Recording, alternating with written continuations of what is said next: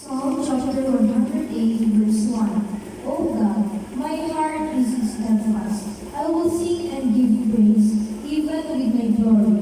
Verse 2. Awake, lute and harp. I will awaken the dawn.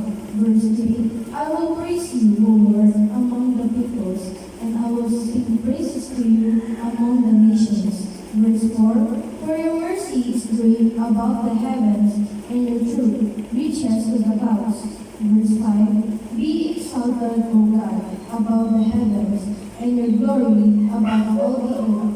Verse 6. That your beloved may be delivered, save with your right hand and hear you. Verse 7. God has spoken in his holiness. I will rejoice. I will divide Jacob and measure out the valley of Saccor. Verse 8. Gilead is mine, Manasseh is mine. Ephraim also is the helmet of my head. Judah is my lawgiver. Verse 9. Moab is my washpot. Over Edom I will cast my shoe. Over Philistia I will triumph.